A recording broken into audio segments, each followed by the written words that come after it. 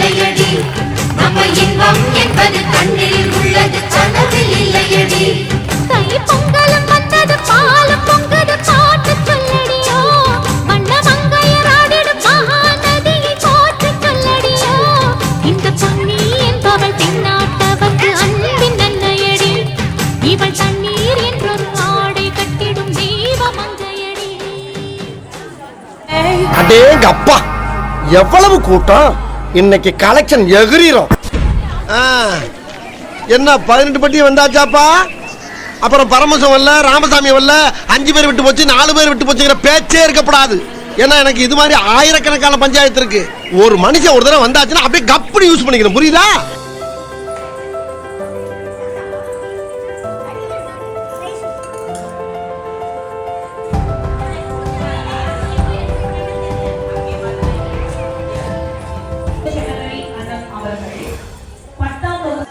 புதிய விடியல்களுக்கு பூபாலம் பாட வெளிச்ச சூரியன் சாமரம் வீச வரும் நேரம் அறிவு சுடர் ஏற்றும் பள்ளி ஆண்டுதோறும் காணும் விழா இனியே கலை நிகழ்வுகள் இங்கு நடைபெறும் திருவிழா உள்ளிருக்கும் திறமைகள் ஊரார் அறிய காட்டும் விழா எல்லா மாணவ மணிகளும் ஏற்ற பணி ஆற்றும் விழா ஐயமகற்றும் ஆசிரியர் புகழ் ஒன்று சேர்ந்து பாடும் விழா ஓதுவிக்கும் பள்ளி பெருமை ஔவை தமிழால் போற்றும் விழா எங்கள் பள்ளி ஆண்டு விழா அமுதான தமிழே நீ வாழி என் நாவியிலே கலந்து நாவினில் தவழும் அமுதான தமிழே நீ வாழி என்று தமிழ் தாயை வாழ்த்தி பாடுவோம். தமிழ் தாய் வாழ்த்து.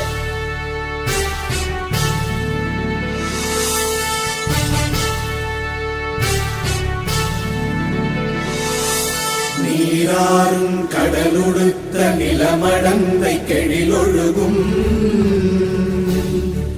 சீராறும் மதனமென திகழ்வரத கண்டனிதில் எக்கணமும் அதில் சிறந்த திராவிடனல் திருநாடும் தக்க சிறு பிறை நுதலும் தரித்தனரும் திலகமுமே திலக வாசனை போல் அனைத்துலகும் இன்பமுற எத்திசையும் புகழ் மணக்க இருந்த பெரும் தமிழனங்கே தமிழனங்கே உன் சீரிழமை திறம்பியந்து செயல் மறந்து வாழ்த்துதுமே வாழ்த்துதுமே வாழ்த்துதுமே.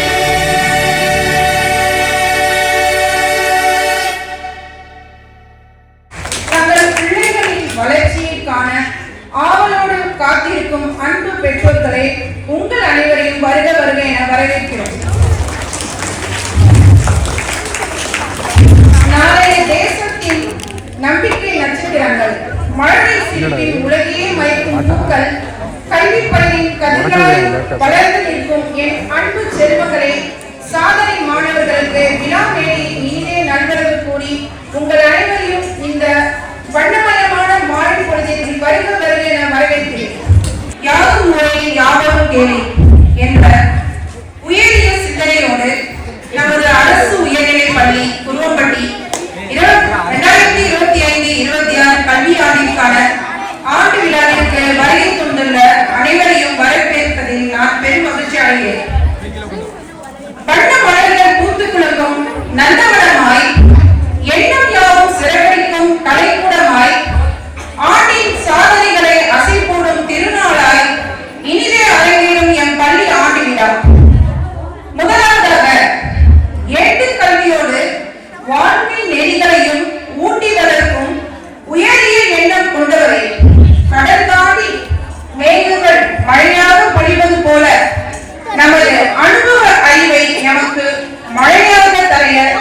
இன்றைய விழாவின் நாயகர் நமது அழைப்பை ஏற்று முதன்மை கல்வி அலுவலரின் நேர்முக உதவியாளர் மற்றும் நமது முன்னாள் தலைமை ஆசிரியர் மதிப்பிற்குரிய அறிவழகன் ஐயா அவர்களை வருக வருக என அன்போடு வரவேற்கிறோம்.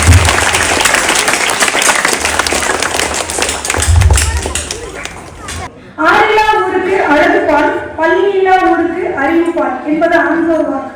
ஆனால் அந்த வாய்ப்பின்றி குருவம்பட்டியில் தொடக்க பள்ளியானது இந்தியா சுதந்திரம் அடைவதற்கு முன்பே, அதாவது 1926ஆம் ஆண்டு தொடங்கப்பட்டுள்ளது. 100வது ஆண்டில் அடியெடுத்து வைத்துள்ளோம் என்பதை பெருமையுடன் தெரிவித்துக் கொள்கிறேன்.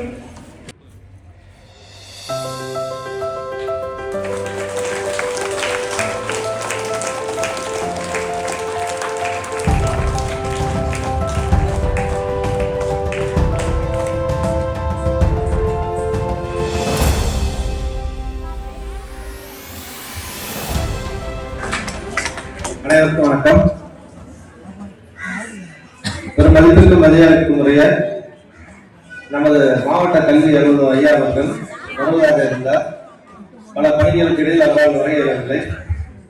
நம் பள்ளியின் முன்னாள் தலைமை ஆசிரியர் மற்றும் நமது முதன்மை கல்வி அலுவலக நேர்முக உதவியாளர் பள்ளியின் முன்னாள் தலைமை ஆசிரியர் ஐயா அவர்கள் நம் பள்ளியின் ஆண்டு விழாவிற்கு வருகை புரிந்து சிறப்பித்துள்ளார்கள். நம்ம பள்ளியின் சார்பாக மாணவர்கள் பெற்றோர்கள் அனைவரின் சார்பாக மீண்டும் ஒரு அவரை வருக வருக வரவேற்கிறேன்.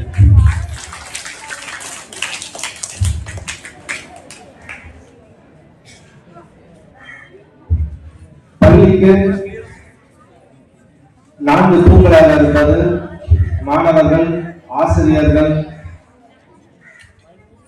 பெற்றோர்கள் மற்றும் பள்ளி கல்வித்துறை.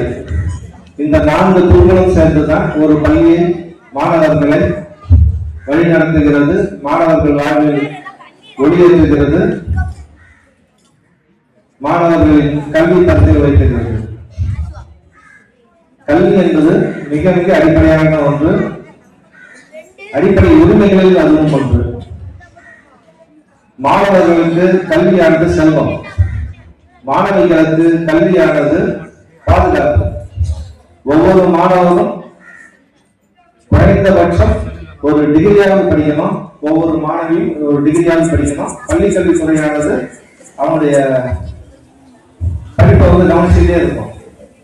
இங்க 10வது முடிச்சவங்க 11th 12th சேர்ற வரைக்கும் நாங்க பார்த்துக்குவோம். 12th முடிச்ச பிறகு அவங்க காலேஜில் சேர்ற வரைக்கும் ஹையர் செகண்டரி பார்த்துக்குவாங்க. அதனால நீங்க எல்லாருமே பெற்றோர்கள் தங்களது குழந்தைகளை குறைந்தபட்சம் ஒரு டிகிரி லெவலாவது படிக்க வைக்கணும். இது பள்ளி கல்வித்துறை கண்காணிச்சுட்டே இருக்கும். அதே மாதிரி விடுமுறை எடுப்பதையும் மாணவர்கள் தவிர்க்கணும். அதுக்கு பெற்றோர்கள் ஊக்கப்படுத்தணும். விடுமுறை எடுக்காமல் பள்ளி கற்பினாலே அவங்க எல்லாரும் பாஸ் பண்ணிடுவாங்க. படிப்பு எந்த அளவுக்கு முக்கியம், கல்வி எந்த அளவுக்கு முக்கியம் அப்படின்னாக்கா, பொருள் சேர்ப்பதற்கு கல்வி பயன்படுது. சரி, ஒரு காலத்துல யார் ரொம்ப பெரிய ஆளா இருந்தாங்க அப்படின்னாக்கா, ஃபர்ஸ்ட் நாடோடிகளா வாழ்ந்த போது அதிகமான கால்நடைகள் வைத்திருப்பவர்கள் தான் அந்த பகுதியில தெரியாது. நாடோடிகளா இருந்த போது பிறகு அரசுகள் வந்தது, மன்னர்கள் வந்தாங்க. அப்ப அந்த பகுதியில் யாரு தெரியாது அப்படின்னா, அதிகமான நிலங்கள் வைத்திருப்பவர்கள் தான் தெரியாது. மனிதனுடைய நாகரிக வளர்ச்சி அடுத்து பணம் வந்தது. பணம் யார் அதிகமா வச்சிருக்காங்களோ அவங்க தெரியாது அப்படின்னு ஒரு நிலைமை வந்துச்சு. சரி, இப்ப யார் உலகத்திலே மிகப்பெரிய பணக்காரர் அப்படின்னு பாத்தீங்கன்னா பில் கேட்ஸ் கிட்ட பணம் இருந்துச்சா, அவங்க அம்மா பணம் சேர்த்து வச்சுட்டு போறாங்களா அப்படின்னு பாத்தீங்கன்னா கண்டிப்பா கிடையாது. அவருடைய அறிவு திறமையால் மட்டும்தான் அவர் உலகில் நம்ம போல பணக்காரரா இருக்காரு, பெரிய ஆளா இருக்காரு. அவர் சொல்றதா அரசாங்கம் கேட்குது அப்படின்னாக்கா அவருடைய கல்வி இதுதான் காரணம், அவருடைய கல்வி திறமை தான் காரணம். ஆக மொத்தத்துல கல்வி மட்டும்தான் ஒருத்தர் எப்பவுமே வாழ்க்கையில முன்னேற்றம். கண்டிப்பா அம்மா அப்பா சேர்த்து வச்ச சொத்து அது போல கல்வி வராது. ஒவ்வொருத்தரும் தானா முன்னின்று முழு முயற்சியோடு கல்வி கற்றால் மட்டும்தான் இந்த கல்வி வரும். அப்பதான் நம்ம வந்து கல்யாணம் ஆக முடியும். படிச்சவங்க எல்லாம் பெரிய ஆகிட்டாங்களா, படிச்சவங்க எல்லாம் ஜெயிச்சிட்டாங்களா அப்படின்னு பார்க்கக்கூடாது. ஆனா ஜெயிச்சவங்கல்ல 99% பேர் படித்தவங்களாக இருக்காங்க இந்த காலத்துல. அந்த காலத்துல படிக்காம பெரிய ஆளா இருந்திருக்கலாம். ஆனா இந்த காலத்துல வந்து ஒருத்தர் ஜெயிக்கிறாங்க அப்படின்னாக்க அவங்க படிச்சவங்களா தான் இருப்பாங்க. மாணவர்களும் மாணவிகளும் தெரிஞ்சுக்கணும். கல்வி மட்டும்தான் நம்மை கரை சேர்க்கும். பிறப்பு முதல் இறப்பு வரை நமக்கு உறுதுணையாக உதவக்கூடிய ஒரே ஒரு விஷயம் கல்வி மட்டும்தான். அந்த கல்வியை நாம நல்ல முறையில் படிச்சு வாழ்க்கையில முன்னேறுங்க. வாழ்த்துக்கள். நன்றி. கல்வியின் அவசியத்தையும் படிப்பினுடைய முக்கியத்துவையும் நமக்கு அறிவுரையாக வழங்கிய ஐயா அவர்களுக்கு எனக்கு மனமார்ந்த நன்றியை தெரிவித்துக் கொள்கிறேன்.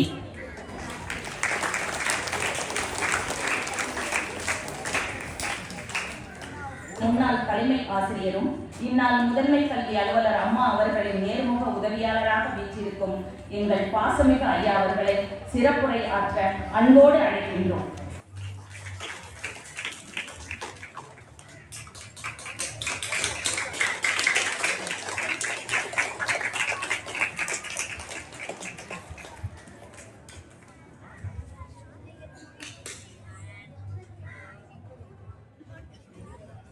அரசு உயர்நிலைப் பள்ளியினுடைய ஆண்டு விழா, தமிழ் கூடல் நிறைவு விழா, விளையாட்டுப் போட்டி நிறைவு விழா, இலக்கிய மன்ற விழா என்ற முப்பெரு விழா சீரும் சிறப்புமாக இங்கு நடைபெற்றுக் கொண்டிருக்கிறது. அதற்கு தலைமை வகித்து வரக்கூடிய இப்பள்ளியினுடைய தலைமை ஆசிரியர் அவர்களுக்கும், முன்னிலை வகிக்கக்கூடிய மருத்துவமிகு மாவட்ட கல்வி அலுவலர் அவர்களுக்கும், இங்கு வந்திருக்கக்கூடிய பள்ளி மேலாண்மை குழு தலைவர் அவர்களுக்கும், வரவேற்புரை நல்கிய கணித பட்டதாரி ஆசிரியர் அவர்களுக்கும், ஆண்டறிக்கை வாசித்தவர்களுக்கும் மற்றும் நன்றியுரை வழங்க இருக்கக்கூடிய ஆசிரியர்களுக்கும், நிகழ்ச்சியை தொகுத்து வழங்கியிருக்கக்கூடிய ஆசிரியர் அனைவருக்கும், இனிய மாணவ தம்பி தங்கைகளுக்கும், பெற்றோர்களுக்கும் என்னுடைய மதிய வணக்கத்தினை தெரிவித்துக் கொள்கிறேன். இந்த மேடை எனக்கு இப்போ புதுசா தெரியும். ஒவ்வொரு நாளும் இந்த பிள்ளைகிட்ட பேசிட்டே இருப்பேன். இப்போ பேசவே முடியல. ஏன்னா என்னுடைய வேலை அந்த மாதிரியான ஒரு பணி. நான் நினைச்சு பார்க்கிறேன், ரொம்ப பேசிட்டோமோ, அதனாலதான் இப்போ மைக்கே நமக்கு கிடைக்கலையோ அப்படியெல்லாம் நான் யோசிச்சிருக்கேன். அதுவல்ல, ஒவ்வொரு நிலை மாறும் பொழுதும் தன்னை நாம் மாற்றிக்கொள்ள வேண்டும். கண்ணதாசன் பாடல் ஒன்று உங்களுக்கு எல்லாத்துக்கும் தெரிஞ்சிருக்கும். அதாவது, இந்த உலகத்துல பிறந்தாச்சு, வான் மண்ணு நிலம் எதுவுமே மாறல, மனிதன் மாறிவிட்டான் அப்படின்னு சொல்லுவாங்க. மனிதன் மாறிவிட்டால் மரத்தில் ஏறிவிட்டான் அப்படின்னு. என்ன சொல்ல வர்றாங்க அப்படின்னா, எல்லாமே மாறிக்கிட்டு தான் இருக்கு. இந்த உலகம் மாறிக்கிட்டு தான் இருக்கு, இயற்கை மாறிக்கிட்டு தான் இருக்கு. ஆனால் மனிதன் மட்டும் ஏன் இந்த அளவுக்கு மாறினா அப்படிங்கிற வேதனையில தான் அவர் அந்த மாதிரியான ஒரு வார்த்தைகளை போட்டிருக்காரு. என் இனிய தங்கைகளே, இங்க படிச்ச மாணவர்கள் வந்திருக்கிறாங்க, படிச்சுட்டு இருக்கிற மாணவர்கள் இருக்காங்க. நான் உங்கள்கிட்ட ஒரே ஒரு விஷயத்தை தான் மட்டும் ரொம்ப வலியுறுத்தி சொல்ல ஆசைப்படுறேன். என்ன அப்படின்னா, இந்த இடத்துல நான் இங்க நிக்கிறேன் அப்படின்னா, என்னிடம் இருக்கக்கூடிய பணம் என்னை இங்கே அழைத்து வந்து இங்க நிக்க வைக்கவில்லை. அல்லது என்கிட்ட ஒரு 10 கார் இருக்கு, அதனால இவரை கூட்டிட்டு வரலாம், அவரை வந்து பேச வைக்கலாம் அப்படிங்கறதுனால என்னை கூப்பிடுது. அப்ப எதனால சார் கூப்பிட்டாங்க? என்னுடைய படிப்பு தான் என்னை இங்க வர வைத்திருக்கு. என்னுடைய படிப்பு தான் இங்க வர வைத்திருக்கு. உங்கள் எல்லாத்துக்குமே ஒரு திருக்குறள் தெரியும். படித்தவர்களுக்கும் படிக்காதவர்களுக்கும் பெற்றோர்களுக்கும் அனைவருக்குமே ஒரு தெரிந்த ஒரு திருக்குறள். நீங்கள் இப்போ அந்த திருக்குறளை உங்களால பார்க்க முடியலன்னா கூட வீட்டுல போய் உங்களுடைய பிள்ளைகளுடைய புத்தகத்தை எடுத்து வச்சு அந்த குறளை நன்கு படிக்க தெரிந்தவர்கள் ஒரு தடவை பாருங்க. கற்க கசடர கற்பவை கற்றபின் நிற்க அதற்கு தக. இது திருக்குறள். இது எல்லாத்துக்குமே தெரிஞ்சது. இது இது இல்ல என்ன சொல்லியிருக்காங்க அப்படின்னு இந்த பிள்ளைகளை சொல்ல சொன்னா ரொம்ப அருமையா சொல்லிடுவாங்க. சார் படிக்கணும் சார், கற்க. கசடர, குற்றமர கற்கணும் சார். படிக்கிறத தப்பு தப்பா படிக்க கூடாது, தெளிவா படிக்கணும் சார். சரி, கற்க கசடர, கற்பவை. எதை சார் படிக்கணும்? படிக்க வேண்டியவைகளை படிக்கணும். கற்றபின் சார், படிச்சிட்டேன் சார். அப்புறம் என்ன சார் பண்ணணும்? நிற்க அதற்கு தக, அதன்படி நீ வாழ வேண்டும் அப்படின்னு சொல்றாங்க. சரிங்களா? நீங்க இந்த குறள்ல இதெல்லாம் முக்கியம் இல்லை, அதுல ஒரே ஒரு விஷயம் அடங்கி இருக்கு. இந்த குறள்ல எங்கேயுமே துணைக்கால் இல்லாமல் எழுதப்பட்ட ஒரே ஒரு திருக்குறள் இந்த திருக்குறள். ஏன் சார் துணைக்கால் இல்லாம இந்த திருக்குறளை எழுதியிருக்கிறாங்கன்னா, நீ படிச்சுட்டீங்கன்னா உனக்கு யாரும் துணை வேண்டியதில்லை அப்படிங்கிறத வலியுறுத்துறதுக்காக தான் திருவள்ளுவர் 2000 ஆண்டுகளுக்கு முன்னாடியே இந்த திருக்குறளை எழுதி வச்சார்.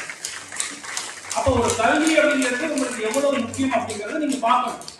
இங்க பெற்றோர்கள் வந்திருக்கிறாங்க. நான் இந்த மாணவர்கள்ட்ட, பழைய மாணவர்களுக்கு இருக்கிறாங்க, நான் நிறைய சொல்றது உண்டு. இந்த பெற்றோர்கள், அதாவது கிராமத்தில் இருக்கக்கூடிய பெற்றோர்களுக்கு இந்த வருமானம் அப்படிங்கிற ஒரு விஷயம் இருக்கு. அந்த வருமானத்திற்காக படிக்கக்கூடிய பிள்ளைகளை இந்த லீவுலையோ அல்லது 10வது படித்த பிறகோ நாம அந்த வேலையில் ஈடுபடுத்துறோம். சரி, பரவாயில்ல, வருமானம் நமக்கு வருது, பரவாயில்ல, நம்ம பிள்ளைகளுக்கு ஈடுபடுத்தலாம். உட்காருப்பா, உட்கார், பின்னாடி உட்காரு, இல்லைங்க உட்காரு, ஈடுபடுத்தலாம். ஆனா அதனுடைய விளைவு என்ன நீங்க யோசிச்சு பாருங்க. உங்கள் பிள்ளைகள் எதற்காக நீங்கள் இருக்கிறீர்களோ, உங்கள் பிள்ளைகள் எதற்காக அனுப்பப்பட்டீர்களோ, அவை அனைத்தும் வீணாகி ஒரு காலத்தில் இவனை ஏன் நம்ம வேலைக்கு அனுப்பிச்சோம் அப்படிங்கிற நினைக்கக்கூடிய இடத்துல இந்த பெற்றோர்கள் இருக்கிறீங்க. ஏன் சார் வேலைக்கு அனுப்பிச்சா நல்ல காசு வரும் இல்லையா, குடும்பத்தோட கஷ்டம் நீரும், அது உண்மைதான். ஆனா போற பிள்ளைகள் பிள்ளைகளாக வருகிறார்களா, அதுதான் ரொம்ப முக்கியம். அப்போ நம்ம படிச்சுட்டோம் சார், படிச்சுட்டா நமக்கு என்ன வரணும்? வருமானம் வருது. அது எப்படிப்பட்ட வருமானமா இருக்கலாம்? எது வேணாலும் நம்ம சம்பாதிக்க முடியுமா? எப்படி வேணாலும் சம்பாதிக்கலாமா? அதற்கும் திருவள்ளுவர் ஒரு குறள் சொல்லியிருக்கிறாரு. அரண் ஈனும் இன்பமும் ஈனும் திறனறிந்து தீதின்றி வந்த பொருள். அப்படின்னு என்ன சார்? அறம்னா யாருக்காவது தெரியுமா? அறம் ஈனும் இன்பமும் ஈனும் திறன் அறிந்து தீதின்றி வந்த பொருள்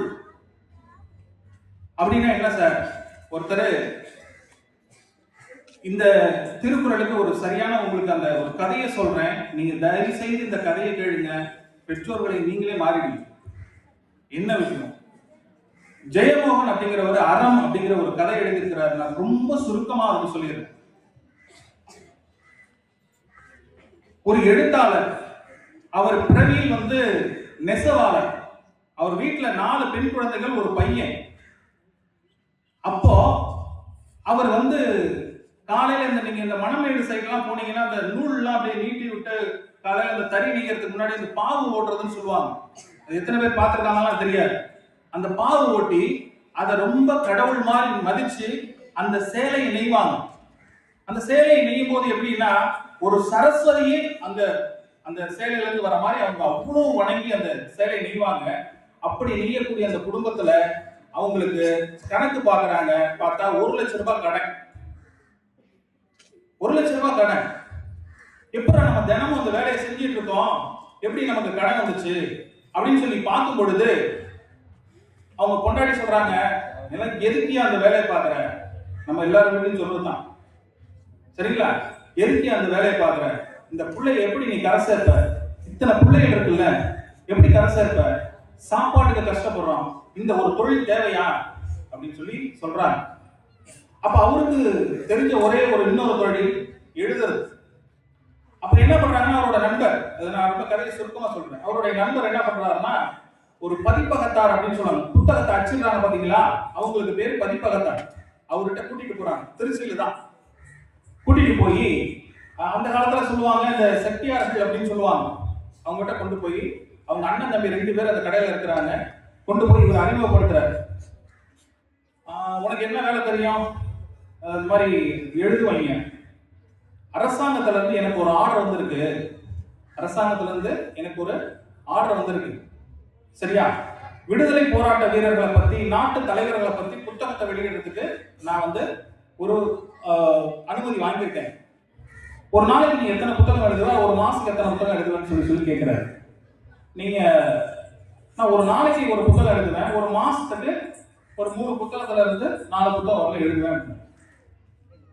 அவங்க கணக்கு போடுறாங்க, மொத்தம் 150 புத்தகம் எழுதணும், ஒரு புத்தகத்துக்கு 300 புத்தகம் எழுதணும், ஒரு புத்தகத்துக்கு 50 ரூபாய். அப்போ இவர் புத்தகம் எழுதி கொடுக்குறாரு. முதல்ல எழுதும்போது ஏன்னா வேறு வேலை பார்த்துட்டு இருந்தார் இல்லையா? இப்ப என்னை கொண்டு போய் விவசாயத்துல விட்ட விவசாயம் செய்யலாம், ஆனா என்னுடைய உடம்பு வேறு மாதிரி மாறும், என்னுடைய கைகள் வேறு மாதிரி மாறும். அந்த மாதிரி அவருடைய கைகள் முதல்ல ஒரு தலைவரை பத்தி எழுதும் போது கையெல்லாம் வீங்கி போயிருக்கு. இந்த வீக்கத்தை பார்த்தா வாழ்க்கை அந்த பிள்ளைகள்லாம் இருக்கு, எப்படி நம்ம கடத்துறது அப்படின்னு சொல்லிட்டு அவர் என்ன பண்றாரு அப்படின்னா எழுதி கொடுத்துக்கிட்டே இருக்கிறாரு. அந்த செட்டியார் அதெல்லாம் வாங்கிட்டு அப்பப்ப 10-5 காசு கொடுத்துக்கிட்டே இருக்கிறாரு. கிட்டத்தட்ட 2000 ரூபாய் பணம் வாங்கிட்டாரு. வாங்கி அந்த வீட்டுல சாப்பாடு இதெல்லாம் பண்ணிட்டு இருக்காங்க. பெரிய பொண்ணுக்கு திருமணம் நிச்சயித்து பத்திரிகையோட அந்த பதிப்பகத்தாட்ட போய், ஐயா உங்களுக்கு தான் முதல் பத்திரிக்கை, என் பொண்ணுக்கு கல்யாணம் நிச்சயம் பண்ணிட்டேன், மீதி ஒரு 3000 வரணும், அதை கொஞ்சம் கொடுங்கன்னு சொல்லி கேட்கிறேன். எந்த பணம்டா? பதிப்பகத்தாட்டுங்கிற எந்த பணம்டா அப்படின்னு சொல்றாரு. ஐயா என்ன இப்படி பேசுறீங்க, நம்ம எப்படி பேசணும், நான் 2000 வாங்கியிருக்கேன், நீங்க 5-10 கொடுத்தீங்க, ஆனா என் பொண்ணு கல்யாணத்துக்காக தான் மீதி பணத்தை நான் வாங்கிக்கிறேன்னு இருந்தேன், ஆனா நீங்க இப்போ வந்து எந்த பணம்னு சொல்லி கேட்குறீங்க அப்படின்னு தடித்த வார்த்தைகளை பயன்படுத்தி அந்த எழுத்தாளரை மனம் நோக்கும்படி அவரை அனுப்பிச்சுட்டார். போடா, உன்னை 2 வருஷமா உன் குடும்பத்தை பார்த்துக்கிட்டது நானு, என்கிட்ட வந்து நீ கணக்கு பேசுறியா, வெளியில போ அப்படின்னு சொல்லி அனுப்பிச்சிடுறாரு. அந்த நேர்மையா அந்த எழுத்தாளருக்கு மனசு கஷ்டம். நேரா அவங்க வீட்டுக்கு போறாரு. அன்னைக்கு வீட்டுக்கு போயிட்டு ஒரு வேறு மனநிலையில ரொம்ப புலம்பிட்டு மறுநாள் காலையில ஒரு பேப்பர் எடுத்து அறம் எழுதுறார். என்னை ஏமாற்றிய இந்த குடும்பமானது விளங்காமல் போக வேண்டும் அப்படின்னு எழுதி ஒட்டிடுறாரு. நேரா அவங்க வீட்டுக்கு போறாரு. அவங்க மனைவி, ஐயா வாங்க, என்ன விஷயம்னா, இந்த மாதிரி உங்க வீட்டுக்காரர் சொல்லிட்டாரு, உங்க தம்பி என்னை அடிச்சிட்டாரு, நான் இவ்வளவு தூரம் செஞ்சேன், என் பிள்ளைகள்லாம் நான் என்ன பண்றதுன்னு எனக்கு தெரியல அப்படின்னு சொல்லி சொல்றாரு. உடனே அந்த அம்மா வந்து பிள்ளைக்கு வந்து இட்லி ஊட்டி இருந்தாங்க. அந்த இட்லியை பொடுக்கி அந்த பேப்பர் ஓரத்தெல்லாம் தடவி விட்டு கதவை ஒட்டிட்டு போயிடுறாரு. இந்த அம்மா என்ன பண்றாங்கன்னா நேரா கிளம்பி கடைக்கு போறாங்க.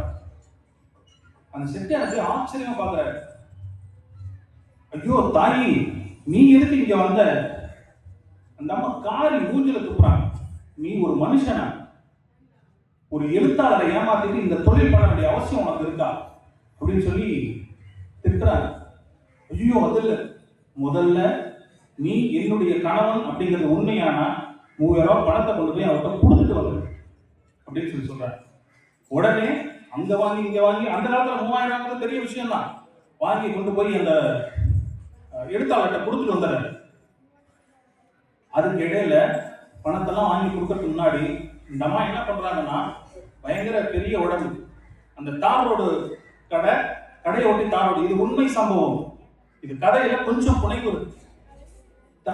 கடையை விட்டு தார் ரோடு கீழே அப்படியே உட்கார்ந்துடுறாங்க. உட்கார்ந்துட்டு நீ எப்ப கொடுத்துட்டு வரையோ அப்பதான் நான் எந்திரிச்சு வருவேன் அப்படின்னு. வெயில், பயங்கர வெயில், 3 மணி, கீழெல்லாம் அப்படியே தைக்குது. அந்த காலத்துல தார் ஊத்தலாங்கன்னா தார் தெரியும், எத்தனை பேருக்கு உங்களுக்கு தெரியும் தெரியல, எனக்கு தெரியும். நாங்களாம் என்ன பண்ணுவோம்னா விளையாடுவோம், வில் அம்பு விடுவோம். அப்ப என்ன பண்ணுவோம்னா அந்த தார் இருக்கு இல்லைங்களா, தட்டைக்குச்சி மேல உடைச்சு அந்த தட்டைக்குச்சி மேல வந்து தாரை வச்சு அதை வச்சு நம்ம என்ன பண்ணுவோம் சொல்லி கேட்டீங்கன்னா அம்பு விடுவோம். அப்பெல்லாம் தார் ரோட்ல தெரியும், இப்பெல்லாம் தார் தெரியறது. அந்த மாதிரியான ஒரு இல்ல. அந்த அம்மா கீழே உட்கார்ந்த உடனே தார் உருகி அவங்க உடம்புல எல்லாம் ஒட்டிடுச்சு, காலில் எல்லாம் அப்படியே பின்னாடி ஃபுல்லா ஒட்டிடுச்சு. அந்த அம்மா பிடிச்சி தூக்குனா அந்த சதையோட அந்த புடவை சதையோட உடம்பெல்லாம் வெளியே வருது. அவர் ரொம்ப பயந்துறாரு, அந்த செட்டியார் பயந்துறாரு. நேரம் மறுபடியும் போய், ஐயா நான் செஞ்சதை மன்னிச்சுக்குங்க, என்னை வாழ்த்தி நீ வந்து ஒரு கவிதை எழுதி வச்சுட்டு போ அப்படின்னு சொல்றாரு. அதுக்கப்புறம் திருத்தி அவர் கவிதை எழுதி வைக்கிறார். இந்த பதிப்பகத்தாரும் குடும்பத்தாரும் நல்லபடியாக வாழ வேண்டும் அப்படி. அவர் சம்பாதிச்சது எப்படி? தீதின்றி. இவர் எழுதுனது தீதின்றி வந்த பொருள். ஆனா அவர் என்ன பண்றாரு? மற்றவர்களை அடிமைப்படுத்தி ஏமாற்றி பிழைக்க வேண்டும் என்று நினைத்தார். கடைசியில் எது ஜெயித்தது? அறம் தான் ஜெயித்தது. ஆக இதைத்தான் திருவள்ளுவர் என்ன சொல்றாருன்னா, நம்ம பிள்ளைகளை படிக்க வைக்கிறோம், வேலைக்கு போக வைக்கிறோம், அந்த பணம் சரியான வழியில் அவர்கள் சம்பாதிக்கிறார்களா என்பதை நாம் கொஞ்சம் கவனிக்க வேண்டும். சரி சார், அறம் வந்ததுன்னா நமக்கு என்ன வரும்? இன்பம் வரும். அறம் வந்ததுன்னா நமக்கு என்ன வரணும்? இன்பம் வரும். இன்னைக்கு வருமானத்தால நிறைய பேருக்கு என்ன மாதிரி இன்பம் வருது அப்படிங்கிறது உங்களுக்கு தெரிந்த விஷயம். அது ஆணாக இருந்தாலும் பெண் குழந்தையாக இருந்தாலும் பெற்றோர்களே, நீங்கள் இந்த குழந்தைகளை மிக கவனமாக, நானும் எனக்கு பிள்ளைகள் இருக்காங்க, சோ அந்த அடிப்படையில தான் நான் சொல்றேன், தயவு செய்து ஒரு சூழ்நிலைக்கு மேல பிள்ளைகள்கிட்ட இந்த டிவைஸ் அப்படிங்கிற ஒரு பிசாச கையில கொடுக்காதீங்க, தயவு செய்து கொடுக்காதீங்க. நீங்க நான் சொன்னா நம்ப மாட்டீங்க. பிஹெச்எல் இருக்கு தெரியுங்களா?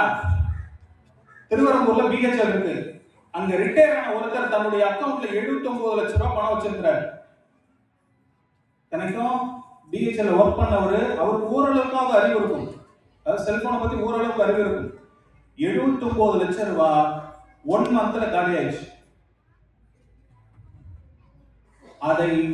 அதன் பிறகுதான் அவர் சுதாகரித்துக் கொண்டு நேராக கிரைம் பிரான்ச்சுக்கு போறாங்க. கிரைம் பிரான்ச்ல சொல்லி அதுக்கு நடவடிக்கை எடுத்து இருக்காங்க. இந்த பிசாஸ் அப்படிங்கிறது நம்மள எங்க வேணாலும் கொண்டு போய் விடும். அதனால தயவு செய்து கல்வி கற்கணும். அதன் மூலமாக கிடைக்கக்கூடிய வருமானமானது நாம் மிக சிறந்த அறமான ஒரு வருமானமாக இருக்க வேண்டும். அது எந்த காலத்திலையும் உங்களையும் உங்கள் பிள்ளைகளையும் வாழ வைக்கும். அதனால அந்த பணத்தை சரியான முறையில் நீங்க கேட்கணும். எதுக்கு சார் பணம்? சார் படிச்சிட்டோம், பணம் எதுக்கு பணம்? நம்மளுடைய அடிப்படை தேவைகளை பூர்த்தி செய்யணும் இல்லையா? அடிப்படை தேவைகளை பூர்த்தி செய்யணும். தமிழ்ச்செல்வன் அப்படிங்கிற ஒரு எழுத்தாளர் எழுதினாரு, நேராக நீட்டி உட்கார்ந்தேன், மடக்கி உட்கார்ந்தேன், கால்களை நீட்டி போட்டேன், படுத்து பார்த்தேன், எப்படி இருந்தும் பசிக்கிறது, எப்படி இருந்தும் பசிக்கிறது. பசியை யாராலுமே கண்ட்ரோல் பண்ண முடியும். அப்ப நம்ம சம்பாதிக்கிறது அடிப்படையான ஒரு தேவை என்னது? உணவு. அந்த உணவுக்கு நாம பணம் சம்பாதிக்கணும். இப்போ இந்த உணவுக்கு அப்படிங்கிற பணம் சம்பாதிக்கிறோம் இல்லையா, அதை நம்ம சரியா பயன்படுத்துறோமா அப்படின்னு சொல்லி பாத்தீங்கன்னா, உங்களுக்கு நான் முத்துக்குமார் அப்படிங்கிற ஒரு கவிஞரை தெரியுமா? நிறைய பேருக்கு தெரியாது. நான் ஒரு பாட்டு சொன்னா உங்களுக்கு தெரியும். கண்ணான கண்ணே என் மீது சாயவா அப்படின்னு ஒரு பாட்டு இருக்கு இல்லையா? கண்ணான கண்ணே கண்ணான கண்ணே என் மீது சாயவா இருக்கா? அந்த பாட்டு எழுதுனது அவர். அந்த மாதிரி நிறைய பாட்டு. அவர் சிறு பிள்ளையாக இருக்கும் பொழுது பள்ளிக்கூடத்துக்கு போறாங்க. இப்பெல்லாம் மாட்டு வண்டியே எங்கேயுமே இல்லை. குடும்பத்துல கூட இல்லை. இருக்குதா சார் மாட்டு வண்டி? இல்ல, நான் மாட்டு வண்டி ஓட்டி இருக்கேன். அந்த மாட்டு வண்டியில தான் அந்த காலத்துல, இப்பெல்லாம் மஞ்சா வேன் இருக்குல்ல, அப்ப மாட்டு வண்டி தான் வச்சு கூட்டிட்டு போவாங்க. அந்த மாட்டு வண்டியில ரெகுலரா அவர் பள்ளிக்கூடத்துக்கு போயிட்டு இருக்காரு, காஞ்சிபுரத்துக்கு போயிட்டு இருக்காரு. போயிட்டு இருக்கும் பொழுது திடீர்னு ஒரு நாள் அந்த வண்டி ஓட்டிட்டு இருந்தவர் வரல, வேற ஒருத்தர் வராரு. உடனே இவர் கேட்கிறாரு, எங்க அந்த தாத்தா எங்க வரல அப்படின்னு சொல்லி கேட்கிறாரு. இல்ல, அவருக்கு உடம்பு சரியில்லாதனால வேலையை விட்டு எடுத்துட்டாங்க, இனிமே நான் தான் வருவேன், என் பேரு Sekar. What is your name? ஏன்னா இங்கிலீஷ் மீடியத்துல படிக்கிறாங்க. What is your name? அவனை முத்துக்குமரன். ஓகே, இனிமே என் பேரு நீ சேகர் தான் சொல்லணும் அப்படின்னு சொல்லிட்டு இப்படியே பிள்ளைகள்கிட்ட அந்த வழியில போகும்பொழுது என்னன்னா, ஒரு ஏரிக்கரை இருக்கும், அங்க போய் நம்பி நிறுத்திடுவாரு. அவரோட இது என்னன்னா, இந்த பிள்ளைகள் சாப்பாடு எடுத்துட்டு போறாங்க பாத்தீங்களா, அந்த சாப்பாட்டை வாங்கி ஒவ்வொரு பிள்ளைகள்ட்ட இருந்து கொஞ்சம் கொஞ்சமா சாப்பிட்டுட்டு மூடி வச்சுட்டு கொண்டு போய் ஸ்கூல்ல விட்டுருவாரு. இதுதான் அவருடைய ரெகுலர் ஒர்க். முத்துக்குமார் அப்படிங்கிற கவிஞரோட வீட்டுல அந்த பாட்டி அவங்க அம்மா சிறு வயசுல இறந்துறாங்க. அந்த பாட்டி என்ன பண்றாங்கன்னா, அவங்க சைவம், ஆனா இவருக்கு அசைவம் பிடிக்கும். ஒரு நாள் சமைச்சுக்கிட்டு இருக்காங்க. எதிர் வீட்டுல அந்த அம்மா வந்து ஆச்சி தம்பிக்கு மீன் குழம்பு பிடிக்கும், அந்த மீன் குழம்பு போட்டு பிசைஞ்சு அந்த 2 மீன் போட்டு கொடுங்க, அவன் சாப்பிட்டவனா அவனுக்கு பயங்கர சந்தோஷம். அந்த அந்த அவன் அந்த நாள் முழுக்க அந்த டிஃபன் பாக்ஸ்ல இருக்க வண்டியில ஏறினதுல இருந்து இன்னொரு பக்கம் பயம். ஏன் சேகரனை வாங்கி சாப்பிட்டா என்ன பண்றது அப்படின்னு இருந்தாலும் சரி 2 மீன் எடுத்துட்டு போவோம், ஒன்னு சேகரனை சாப்பிட்டா கூட ஒன்னு நம்ம சாப்பிட்டுக்கலாம் அப்படின்னு சொல்லி போறாங்க. அங்க போன உடனே இவன் பஸ் ஃபர்ஸ்ட் எடுத்துட்ட உடனே முதலா இவன் பாக்ஸ் எடுத்த உடனே அதுல என்ன இருந்துச்சு, மீன் குழம்பா ஃபுல்லா சாப்பிட்டாரு. ஃபுல்லா சாப்பிட்டுட்டு எனக்கு இது போதும், மத்தவங்க அவன் டிஃபன் பாக்ஸ் வச்சுங்கடா அப்படின்னு சொல்லி விட்டுட்டாரு. உடனே இவரு கிளாஸ்ல உட்கார முடியல. மீன் சேகரு சாப்பாடு சாப்பிட்டதுதான் ஞாபகம் வந்துட்டே இருக்கு. உடனே ஹெச்எம்ட்ட போய் சொல்லிடுறாரு, இந்த மாதிரி வந்து என்னுடைய சாப்பாட்டை சேகரன் சாப்பிட்டாரு அப்படின்னு சொல்லிடுறாரு. உடனே மறுநாள் வந்து அவர் தூக்கிட்டாங்க, சேகரை தூக்கிட்டாங்க. இவர் படிச்சுட்டு வர்றாரு, காலேஜுக்கு போறாரு. காலேஜுக்கு போன உடனே பொதுவா பிள்ளைகள்லாம் படம் பார்க்க போய் இல்லையா, வகுப்பறை கட்டடிச்சுட்டு படம் பார்க்கணும்னு அது ஒரு சந்தோஷம். அந்த மாதிரி ஒரு படத்துக்கு போறாரு. அந்த படத்துக்கு போகும்போது படத்தை பார்க்குறாரு. தூரத்தில் ஒருத்தர் ஒரு பீஸை வச்சுட்டு இது ஒரு சேகரன் மாதிரி தெரியுது, கிட்ட போய் அண்ணே நீங்க சேகரன் தானே அப்படின்னு. ஆமா, நீ யார் தம்பி? இப்ப நான் அந்த பிள்ளைகளை கேட்கற மாதிரி நீ யார் தம்பி அப்படின்னு உடனே, அண்ணே நீ தெரியலையா, நான் தானே முத்துக்குமாரு, மீன் சாப்பிட்டீங்கல்ல? ஆமா ஆமாப்பா. டேய் கோச்சுக்காரங்க, ஏன்னா எங்க வீட்டுல 2 பிள்ளைகள், சரியா, கொண்டாட்டி எனக்கு சரியான வருமானம் இல்லை, உன்கிட்ட காலையில சாப்பிட்ட பத்தியா அந்த சாப்பாடு மட்டும்தான், எனக்கு நைட்ல சாப்பாடு கிடையாது, நான் ராத்திரில தண்ணி குடிச்சிட்டு படுத்துக்குவேன், அதனால நான் தெரியாம செஞ்சுட்டேன்பா அப்படின்னு சொல்றாரு. இன்னைக்கு நான் கொஞ்சம் நல்லா இருக்கேன் அப்படின்னு ஒன்னே, கோச்சுக்காதீங்கண்ணே, எனக்கும் அதே மாதிரியான ஒரு சூழ்நிலை, நான் சொல்லிட்டேன், மன்னிச்சிருங்கண்ணே அப்படின்னு சொல்றாரு. சரின்னு சொல்லிட்டு இன்டர்வல் முடிஞ்சவங்க படம் போடுவாங்க இல்லையா, இவர் வந்து படம் பார்க்குறாரு. அந்த சீட்டுக்கு பின்னாடி மறுபடியும் அவர் தோலை பிடிக்கிறார்.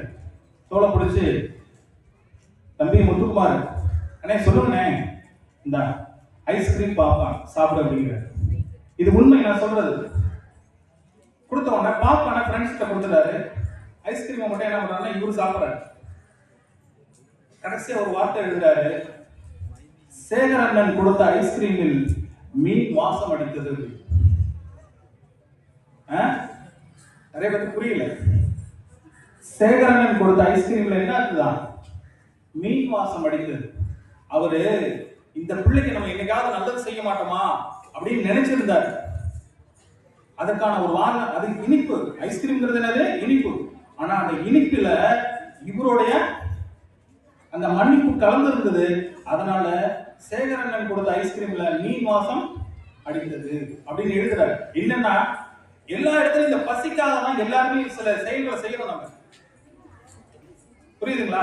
அதனால தயவு செய்து பிள்ளைகளுக்கு நிறைய விஷயங்களை சொல்லிக் கொடுங்க.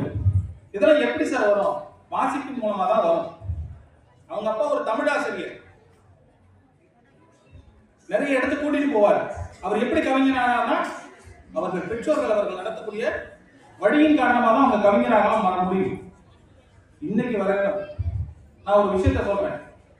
அவருக்கு ஒரு பையன், நான் முத்துக்குமாரெல்லாம் பயங்கரமா காசு வாங்கக்கூடிய ஒரு எழுத்தாளர், கவிஞர், ஒரு பாடலுக்கு 5 லட்சம் ரூபாய் 6 லட்சம் ரூபாய் அந்த மாதிரிலாம் வாங்கக்கூடிய அவரு தன்னுடைய ஒரு இப்ப நீங்க வச்சிருக்கீங்கல்ல போன், ஐபோன், அந்த மாதிரி ஒரு ஐபோனை வாங்கி வச்சிருக்கிறாரு. அந்த பையன் விளையாண்டுட்டு இருக்கான். அப்போ திருவண்ணாமலை ஒரு வீட்டுக்கு போயிருக்கிறாரு, ஃப்ரெண்ட்ஸ் வீட்டுக்கு. சாப்பாடு வச்சு கொதிச்சுக்கிட்டு இருக்கு. இந்த பையனுக்கு தெரியாது இது என்ன அது என்னன்னு தெரியாது. இந்த செல்போனை தூக்கி அந்த சாப்பாட்டுல போட்டான். பக்கத்துல இருக்கவங்க பதறாங்க, ஏன்னா 1 லட்சம் ரூபாய்க்கு மேல அந்த செல்போன். ஐயோ செல்போன் போச்சு அப்படின்னு அவர் கேஷுவலா சொன்னாங்க, உடனே போயிட்டு போதுங்க, அவன் தெரிஞ்சா அதுல போட்டான், தெரியல தானே, ஒண்ணு நம்ம தப்பு, நம்ம அவன்கிட்ட கொடுக்காம இருந்திருக்கணும் அல்லது சொல்லி கொடுத்துருந்துருக்கணும், பரவாயில்ல உடனே. இப்படி சில கிறுக்குத்தனமான சில விஷயங்கள்லாம் இருக்கும். ஆனாலும் கூட அந்த பையன், இப்போ நீங்க பேப்பர்லாம் செய்திகள்லாம் பார்த்துருக்கலாம், இப்ப வளர்ந்து வந்துட்டான். வளர்ந்து வந்துட்டு அவனுக்கு ஒரு அதாவது அப்பார்ட்மெண்ட் ஒன்று கொடுத்துருக்குறாங்க, எழுத்தாளர்களாம் சேர்ந்து அப்பார்ட்மெண்ட் கொடுத்துருக்குறாங்க. இப்ப அந்த பையன் உங்க அப்பா மாதிரி ஏதாவது ஒரு கவிதை சொல்லிட்டு போடா அப்படின்னு சொல்றாங்க. அவன் சொல்றான், எல்லா பூக்களும் உதிர்ந்த எல்லா பூக்களும் வாசம் வீசும், அது போலதானே அப்பா நீ எனக்கு. அப்படின்னா என்ன அர்த்தம்? நீ இறந்துட்ட, பூக்கள் மேல இருந்து கீழே வந்துச்சுன்னா என்ன அது? உதிர்ந்தது. அப்பா இறந்துட்டார், உதிர்ந்தாலும் பூக்கள் வாசம் வீசும், அது போலதானே அப்பா நீயும் எனக்கும் அப்படின்னு சொல்லிட்டு போயிடுவோம். ஆக பிள்ளைகளை நாம் வளர்க்கக்கூடிய விதம் அப்படிங்கிறது நமக்கு நம்ம பிள்ளைகள்னால எல்லா சூழ்நிலையிலையும் ஒரு நல்ல விஷயங்கள் நமக்கு வந்து சேரணும். அந்த அடிப்படையில் நீங்க பிள்ளைகளை வளர்க்கணும். அதற்கு நிறைய படிக்க சொல்லுங்க. அதுதான் உங்க பிள்ளைகளுக்கு வாய்ப்புகளை நிறைய ஏற்படுத்தி கொடுக்கும். அடுத்த ஒரே ஒரு விஷயத்தை சொல்லிட்டு நான் முடிச்சிடுறேன். இப்போ நீங்க நம்ம பிள்ளைகள்லாம் தவறு செய்வாங்க, பார்த்துருக்கீங்களா? டேய் உண்மை சொல்றேன், அம்மா சொல்லுவாங்க, அப்பா உண்மை சொல்லிடு, நான் அப்பா வந்து சொல்ல மாட்டேன், என்கிட்ட மட்டும் சொல்லு. இல்லவே இல்லைங்கிற, என்ன நீ அப்பா வந்தா சொல்றேன் அம்மா வந்தா சொல்றேன்னு சொல்லி கேட்டு இருக்கிற. இல்ல, எத்தனை நம்ம பெருசானாலும் சாதிக்கக்கூடிய நாம ஒய்ஃப் கிட்ட சொல்லுவோம், சரியா? ஒய்ஃப் நம்மகிட்ட சொல்லுவாங்க, பிள்ளைகள் நம்மகிட்ட சொல்லுவாங்க. ஆனா இது எது சொன்னாலும் நம்மளுடைய இன்ட்யூஷன் ஒண்ணு இருக்கு தெரியுமா? உள்ளுணர்வுன்னு ஒண்ணு இருக்கும். அது என்ன பண்ணும்? நீ தப்பு பண்ணிட்ட, நீ தப்பு பண்ணிட்ட அப்படின்னு சொல்லிட்டே இருக்குமா? இருக்கும் தானே சார்? அப்ப என்ன பண்ணணும் அப்படின்னு சொல்லி கேட்டீங்கன்னா, நாம ஒரு விஷயத்துல தப்பு பண்ணிட்டோம்னா நம்ம நேரடியா போய் நான் தான் சார் தப்பு பண்ணனேன் அப்படின்னு சொல்லக்கூடிய மனநிலையில நம்ம பிள்ளைகளை ஒரு சுதந்திரமா வளர்க்கணும். சுதந்திரம் அப்படிங்கிறது எந்த விதத்துல நீங்க எடுத்துக்கிறீங்க அப்படின்னு தெரியல. சுதந்திரம் அப்படிங்கிறத எந்த விதத்துல நம்ம எடுத்துக்கிறோம் தெரியல. நீங்க ஒரு வீட்டுல போய் ஒரு புத்தகம் வாசிங்கன்னா, எனக்கு நேரமே கிடைக்கல, எனக்கு நேரமே கிடைக்கல. அப்புறம் யாருக்காவது ஃபோன் பண்ணோம்னா, சார் பிஸியா இருக்கிறீங்களா? சரி நான் அப்புறம் பண்றேன். கேள்விப்பட்டிருக்கோமா? சார் பிஸியா இருக்கிறீங்களா? நான் அப்புறம். இது ரெண்டுத்துக்கு என்ன அர்த்தம்? நேரமே கிடைக்கல, பிஸியா இருக்கிறேன். எனக்கு எவ்வளவு வேலைகள் இருக்கு. இதெல்லாம் என்ன? ஒவ்வொரு விஷயத்தையும் நாம் எப்படி அணுகுகிறோமோ அதை பொறுத்துதான், எதற்கு முக்கியத்துவம் கொடுக்கிறோமோ அதை பொறுத்துதான் நம்ம அந்த விஷயத்த எடுக்கிறோம் கையில். நமக்கு ஒரு போன் வருது சார், என்ன எடுக்கிறது எடுக்காதது யார்கிட்ட இருக்கு? நம்மகிட்ட இருக்கு. நமக்கு ஒருத்தர் காசு தரணும்னா உடனே எடுத்துருவோம். நாம ஒருத்தர் காசு தரணும்னா எடுக்க மாட்டோம். எடுப்போமா? எடுக்கவே மாட்டோம். தெரியலையா? அப்படியா? நீ போன் பண்ணியா? நேத்தா? எப்ப? இப்படி எல்லாம் கேட்போம். அது இது எதுக்கு நான் சொல்ல வரேன் அப்படின்னா, இந்த ஒரு டிவைஸ், இந்த ஒரு இந்த டிவி, இந்த மீடியாலாம் நம்மளை எப்படி கொண்டு போகுது அப்படின்னு சொல்லி கேட்டீங்கன்னா, இந்த மாதிரி தவறான பொய்யான வார்த்தைகளை பேசுவதற்கு நிறைய பழகுகிறது. தயவு செய்து அதை கண்டுபிடித்த மார்க் கூப்பர் அப்படிங்கிறவரு, யாரு செல்போனை கண்டுபிடிச்சவர், அவரே சொல்றாரு, இதை தயவு செய்து 5 நிமிஷத்துக்கு மேல பார்க்காதீங்கிற. யாராவது தெரியுமா? 5 நிமிஷம் தான் நம்ம பார்க்காம இருக்கணும், மீதி எல்லா நிமிஷம் பார்த்துட்டு தான் இருக்கணும். தேவைக்கு பயன்படுத்த வேண்டும், சரியா? அதனால நல்லபடியா படிங்க, அறநறிந்து சம்பாதிங்க, பெற்றோர்களோட சந்தோஷமா இருங்க. கல்வி ஒன்று மட்டும்தான் உங்களை எந்த சூழ்நிலையும் கொண்டு போய் நிறுத்தும். இன்னைக்கு ஒரு மாவட்ட கலெக்டர் இருக்காரு, சரியா? நாங்க ஒரு கூட்டத்துக்கு போறோம், அந்த ஜிடிபி அப்படிங்கிற ஒரு கூட்டத்துக்கு போறோம். கலெக்டர் வரும்போது அவ்வளவு பேர் எந்திரிச்சு நிற்கிறோம். கலெக்டர் கூப்பிட்டாருன்னா போய் அப்படி கை கட்டி, டிஆர் உடனே எல்லாம் கை கட்டி நிற்கிறோம். எதுக்காக சார் அப்படின்னா, அவர்கிட்ட இருக்கக்கூடிய பணம் கிடையாது, சரியா? அவர் படித்த படிப்பு தான். புரியுதா? ஆக அனைத்து குழந்தைகளும் பெற்றோர்களும் நீங்க ரொம்ப மனசுல வச்சுக்கோங்க. படிங்க, படிக்க வைங்க, நல்லா சம்பாதிக்க வைங்க. இந்த குருவம்பட்டியில படிச்ச மாணவர்கள் நல்ல ஒரு மனநிலையில இருக்கிறாங்க, நல்ல ஒரு சூழ்நிலையில இருக்கிறாங்க அப்படிங்கிறது நீங்கள் செய்யக்கூடிய செயல தான் அது வெளிப்படும். அந்த செயல் நல்லபடியாக இருக்க வேண்டும் என்று கூடி, ஈதல் இசைப்பட வாழ்தல் அது வல்லது ஊதியம் இல்லை உயிர். ஈதல் என்ன சார்? கொடுக்கிறது. இசைப்பட வாழணும், எல்லாத்தையும் கொடுத்து வாழணும். அது வந்து ஊதியம் இல்லை, உயிர். நம்ம உயிருக்கு என்ன உத்தரவாதம், நம்ம உயிருக்கு என்ன பணம் கொடுக்குறோம் அப்படின்னா, நிறைய மற்றவர்கள்ட்ட கொடுக்கும் பொழுது நமக்கு இன்பம், மற்றவர்களோடு சேர்ந்து பகிர்ந்து சாப்பிடும் பொழுது நமக்கு இன்பம், மற்றவர்களோடு நல்ல மனநிலையில் இருக்கும் பொழுது நமக்கு இன்பம். நீங்கள் ஒருவருக்கு ஒரு வார்த்தைகளாலோ செயலாலோ நீங்கள் தீங்கு செய்துவிட்டீர்கள் என்றால் அவர்கள் நேரடியாக தண்டிக்க வேண்டிய அவசியம் இல்லை. நீங்களே உங்களை தண்டித்து, உங்களுடைய மனசை உங்களை தண்டித்துக் கொண்டிருக்கும். அதனால தயவு செய்து யாரும் யாருடைய மனதையும் புண்படும்படி நடந்து கொள்ளக்கூடாது, பேசக்கூடாது என்று கேட்டுக்கொண்டு வாய்ப்புக்கு நன்றி கூறி விடைபெறுகிறேன். நன்றி, வணக்கம். ஐயா அவர்களுக்கு நன்றி. தேன் குடிக்க காத்திருக்கும் வண்டை போல, சூரிய ஒளிக்காய் காத்திருக்கும் விடியலை போல, மழைக்காய் காத்திருக்கும் வறண்ட நிலம் போல உமது வருகைக்காய் காத்திருக்கின்றோம். உமது திருமுகம் காண பூவோடு சேர்ந்த நாடும் மணக்கும். ஆம், உம்மோடு சேர்ந்து நாங்களும் மணப்போம். மற்ற மாணவர்களும் அடுத்த ஆண்டு ஒரு பெஸ்ட் ஸ்டூடெண்ட் அவார்டு இல்ல, நிறைய அவார்டு வாங்கணும்னு எல்லா ஸ்டூடெண்ட்டையும் கேட்கிறேன்.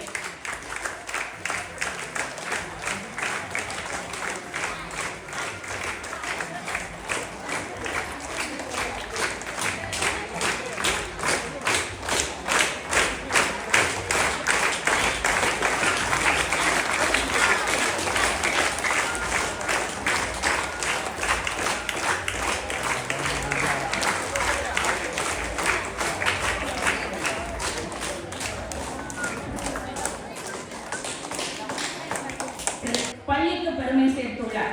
அவர் 100 மதிப்பெண்கள் பெற வைத்த நம் பள்ளியினுடைய அறிவியல் ஆசிரியை திருமதி கல்யாணி அவர்களின் உழைப்பிற்கு ஏற்ற பரிசு. அவருக்கும் எம் பள்ளியின் சார்பாக பாராட்டுதல்களை தெரிவித்துக் கொள்கிறோம். அவரும் அவருக்கு ஷீல்டு வழங்குவார்.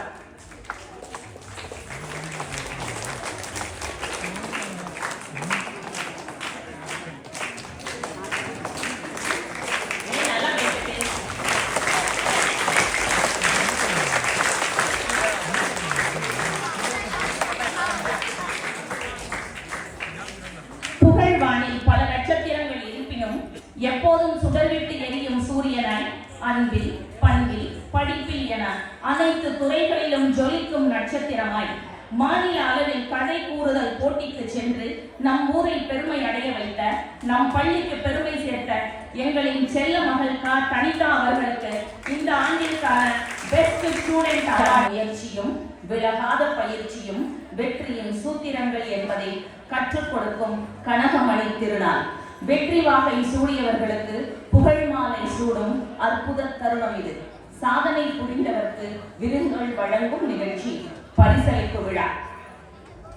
சென்ற ஆண்டு, அதாவது 2024-25ஆம் ஆண்டு முதல் மதிப்பெண்ணாக 500க்கு 443 மதிப்பெண்கள் பெற்ற எங்களின் அன்பு மாணவி செல்வி திலக்ஷாவிற்கு எங்கள் பள்ளியினுடைய சமூக அறிவியல் ஆசிரியர் திருமதி கிருஷ்ணவேணி அவர்கள் ஷீல்டு மற்றும் 1000 ரூபாய் பணமுடிப்பு பரிசாக வழங்குகிறார்கள். அதனை வழங்குமாறு நேர்முக உதவியாளர் ஐயா அவர்களை பணிவோடு கேட்டுக்கொள்கிறேன்.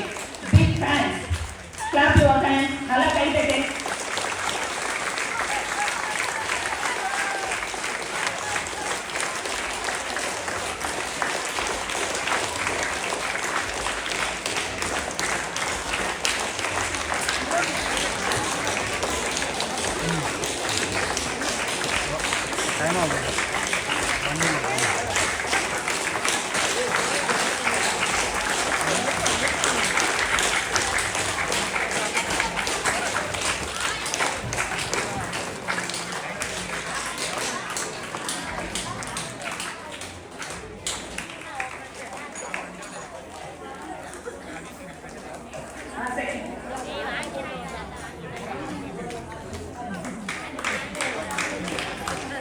ஸ்டாண்டர்ட் 100 மீட்டர் ஓட்டப்பந்தயம் யுஜி முதல் பரிசு, ஹரிஹரன் 2ஆம் இடம், 3ஆம் இடத்தை இருவர் பெறுகின்றனர், தாமோதரன் மற்றும் கோகுல்.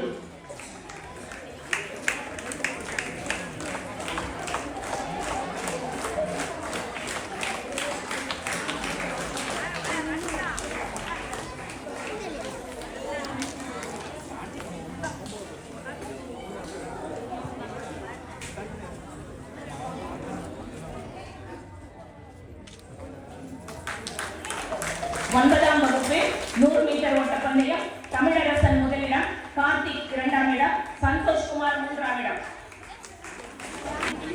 தடகள போட்டிகளில் வெற்றி பெற்ற மாணவர்களுக்கு SMC தலைவி அவர்களை பரிசுகள் வழங்குமாறு அன்போடு கேட்டுக்கொள்கிறேன். 6ஆம் வகுப்பு 50 மீட்டர் ஓட்டப்பந்தயம் பிரதீஷ் முதல் பரிசு.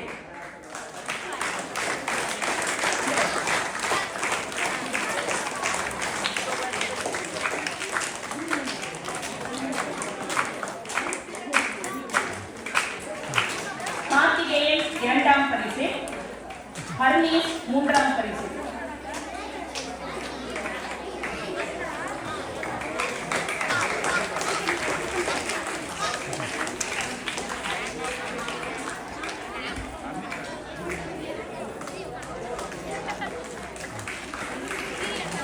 கமலேஷ், புகன், விமல்ராஜ், பிரஜீத், கௌஷிக்ராஜ், ருதேஷ், கார்த்திகேயன், தர்ஷன்.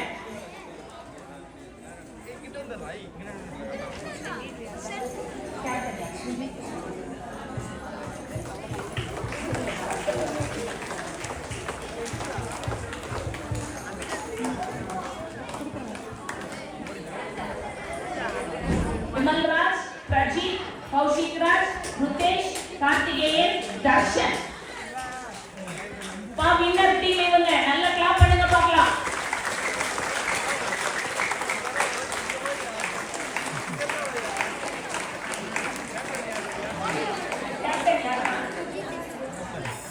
கேப்டன் யூஜித் அவர்களுக்கு நம்முடைய பாராட்டுகளையும் வாழ்த்துக்களையும் தெரிவித்துக் கொள்ளலாம்.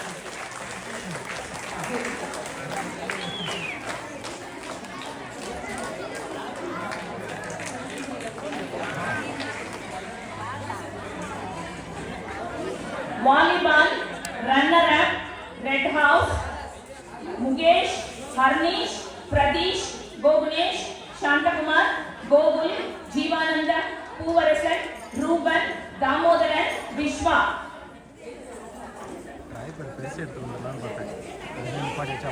இதோட கேப்டன் முகேஷ்.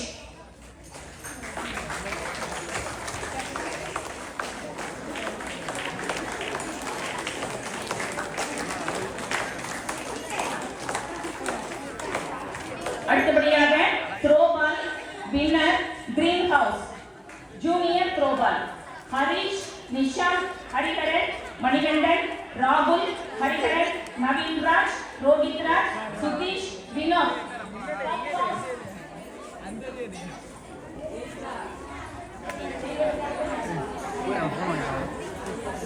இந்த கிரீன் ஹவுஸினுடைய கேப்டன் ஹரிஹரன் அவர்களுக்கு நம்முடைய மனமார்ந்த வாழ்த்துக்களையும் பாராட்டுதல்களையும் தெரிவித்துக் கொள்ளலாம்.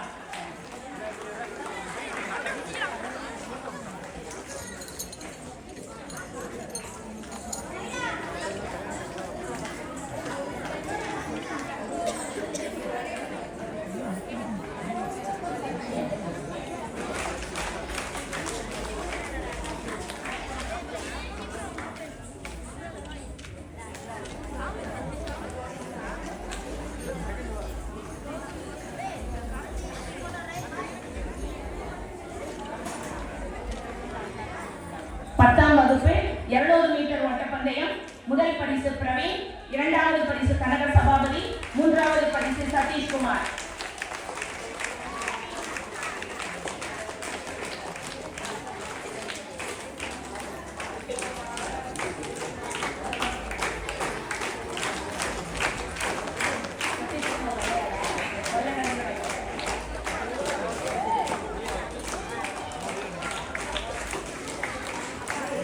தடகள போட்டிகளில் வெற்றி பெற்ற மாணவிகள் 6ஆம் வகுப்பு மாணவி 50 மீட்டர் ஓட்டப்பந்தயம் சுபிக்ஷா முதலிடம், தனுஸ்ரீ 2ஆம் இடம், ராதே ரக்ஷனா 3ஆம் இடம்.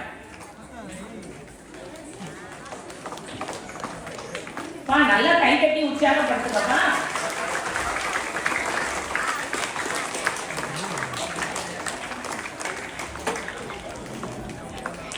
ஏழாம் வகுப்பு 50 மீட்டர் ஓட்டப்பந்தயம் கார்த்திகா முதலிடம், ஹர்ஷா 2ஆம் இடம், கனிஷ்கா 3ஆம் இடம்.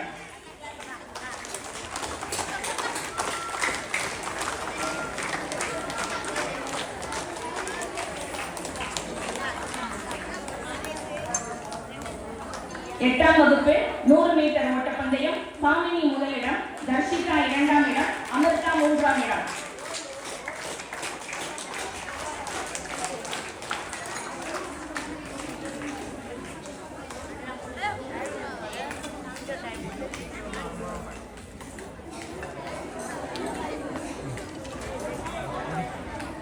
ஒன்பதாம் வகுப்பு 100 மீட்டர் ஓட்டப்பந்தயம் மதுஸ்ரீ முதலிடம், கோபிகா 2ஆம் இடம், சாந்தினி 3ஆம் இடம்.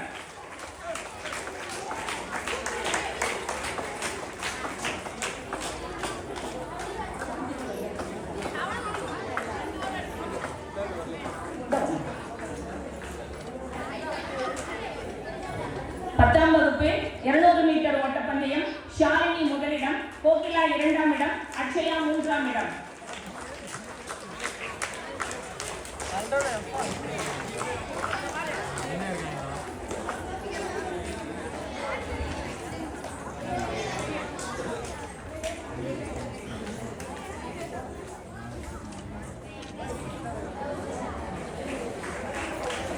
அடுத்ததாக volleyball junior boys winner blue house UG.